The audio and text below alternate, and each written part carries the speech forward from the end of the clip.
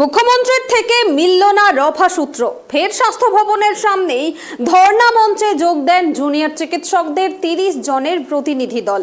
এবার ধর্ণা মঞ্চ থেকে শুরু হয়েছে অভয়া ক্লিনিক। স্বাস্থ্য ভবনের সামনে থেকেই রোগী দেখবেন তারা।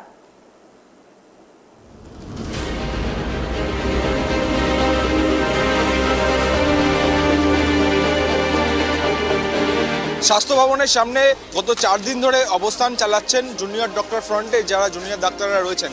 তার পাশাপাশি অভয়া ক্লিনিকও বেশ কিছুদিন ধরে শহরের বিভিন্ন জায়গায় চালাচ্ছেন জুনিয়র ডাক্তাররা।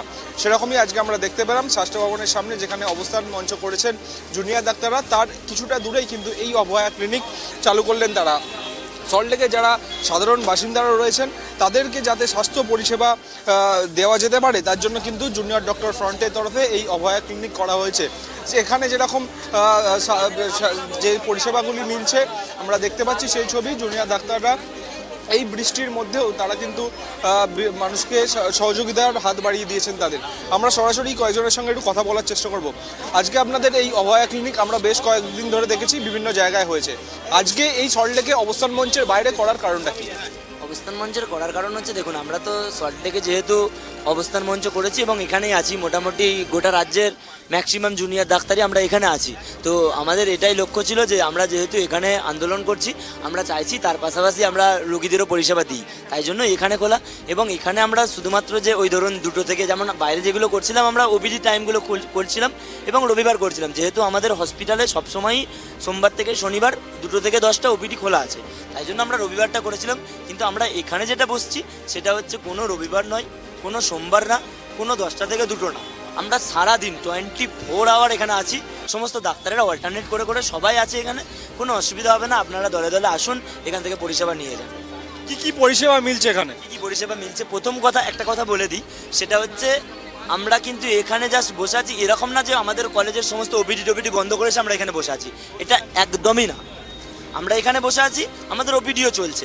আমরা এখানে যেহেতু আছি সবাই মিলে, তাই মানে বুঝতেই পারছেন ডাক্তার কখনো রোগীকে ছেড়ে থাকতে পারে না।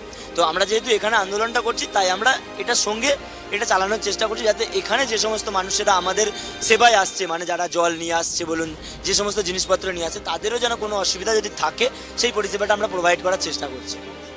কি কি পরিষেবা পাওয়া যাচ্ছে? পাওয়া যাচ্ছে এখানে হচ্ছে, ধরুন আমরা আমাদের সাধ্যমতো কিছু ওষুধপত্র এনেছি সমস্ত ডিপার্টমেন্টেরই। মানে ধরুন কেউ ধরো হার্টের সমস্যা আছে, তার ওষুধ এখানে পাওয়া যাবে, কারো চোখের সমস্যা, কানের সমস্যা। ইভেন হচ্ছে আমরা এখানে কাল থেকে, মানে আজকে তো সম্ভব হচ্ছে না, আজকে যেহেতু বৃষ্টি হয়ে গেল, কাল থেকে আমরা ইসিজি থেকে শুরু করে তারপরে সুগার, প্রেশার সব মাপা, এগুলো সমস্ত অ্যারেঞ্জমেন্ট করব। মানে মোটামুটি কমপ্লিট একটা পাবে। তবে এরকম কখনোই না যে এখানে অপারেশন হবে বা এখানে বড় বড় ইলেকট্রিক সার্জারি হচ্ছে, এসব কখনোই না। সেগুলোর জন্য আমাদের হসপিটাল খোলা আছে। একজন বয়স্ক মানুষ এই অভয়া ক্লিনিকে এসেছেন এবং জুনিয়র ডাক্তাররা তার কিন্তু স্বাস্থ্য পরীক্ষা করছেন, সেই ছবি কিন্তু আমরা সরাসরি দেখতে পাচ্ছি। 24 ঘন্টা খোলা থাকবে এই স্বাস্থ্য ভবনের সামনে যে অভয়া ক্লিনিক, সেটা তেমনটাই জানাচ্ছেন জুনিয়র ডাক্তাররা। এই আমরা দেখতে পাচ্ছি এখানে একজন বয়স্ক মানুষ, তার কিন্তু প্রেসক্রিপশন লেখা চলছে, তার কি কি অসুবিধা রয়েছে সেগুলো যেমন দেখছেন জুনিয়র ডাক্তাররা, অন্যদিকে ওষুধেও তাড়াতে কিন্তু তুলে দেওয়া হচ্ছে এবং সেই ছবি কিন্তু তুলে ধরছি। সাধারণ মানুষের বুকে ব্যথা রয়েছে তেমনটাই বলছেন তারা। এবং আমরা এই যিনি দেখলেন এখানে দেখালেন তার সঙ্গে একটু কথা বলার চেষ্টা করব। দাদা, আপনি কোথা থেকে আসছেন? এখানে ডাক্তার দেখানোর কারণটা কি? ডানকুনি। এখানে ডাক্তার দেখানোর কারণটা কি? আমি এমনি হার্ট পেশেন্ট। তা আমি উত্তরপাড়া হাসপাতালে দেখাতাম, তা 5 বছর ধরে কন্টিনিউ একই ওষুধ লিখছে, কিন্তু বুকের এখানে একটু ব্যথা ব্যথা করে। মূলত এই অভয়া ক্লিনিকে দেখানোর কারণটা কি? আমি বিনা পয়সায় পেয়ে গেলাম, পয়সা লাগলো না। ডাক্তার দেখাতে গেলে পয়সা লাগে। ওষুধ পেয়েছেন? হ্যাঁ, দিয়েছে।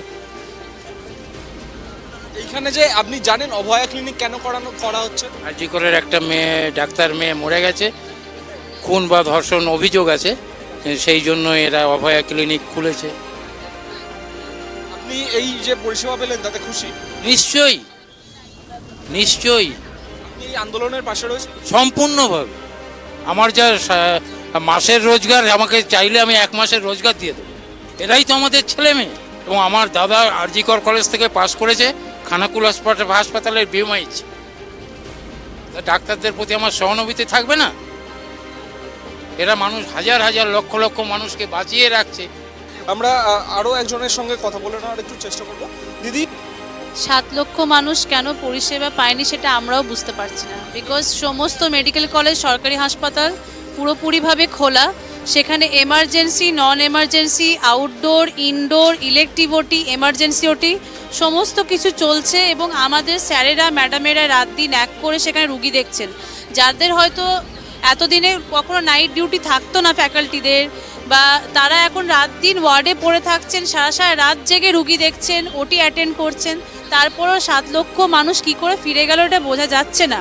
7 লক্ষ মানুষ অন্য কারণেও ফিরে যেতে পারে, রাস্তাতেও কোনোভাবে জঞ্জাট ছিল, কিন্তু সেক্ষেত্রেও বলতে চাই সমস্ত জায়গাতে অভয়া ক্লিনিক ছিল, সমস্ত জায়গাতে ডিস্ট্রিক্ট হাসপাতাল ছিল, ঠিক আছে। এবং অযথা রেফারেল যদি হয়ে আসে সেগুলোকেও একটু ভালো করে স্ক্রুটিনি করা দরকার, যে কোনগুলো অ্যাকচুয়াল রেফারেল কেস দরকার আর কোনগুলো হয়তো এমনি রেফার হয়ে আসে, সেগুলো দেখা দরকার আমাদের খতিয়ে। তবে আমি এটা দৃঢ়ভাবে বিশ্বাস করি, আপনারা যদি যে কোনো টাইমে যে কোনো মেডিকেল কলেজে শুধু টিকিট কাউন্টারটাতে গিয়ে একটু ছবি ধরতে পারেন, এটা আপনাদের কাছে অনুরোধ রইল, তাহলে আপনারা আসল চিত্রটা দেখতে পাবেন। সেখানে হাজার হাজার রুগী কিন্তু দাঁড়িয়ে থেকে টিকিট কাটছেন, ডাক্তার দেখাচ্ছেন, ওষুধ কিনে বাড়ি যাচ্ছেন এবং তারা সকলেই খুশি। অনেক রুগীরা আমাদেরকে পার্সোনালি ফোন করছেন, তারা হয়তো জিজ্ঞেস করছেন, ম্যাডাম আপনি কি আছেন এখন আউটডোরে? আমরা বলছি আমরা এই কারণে থাকতে পারছি না।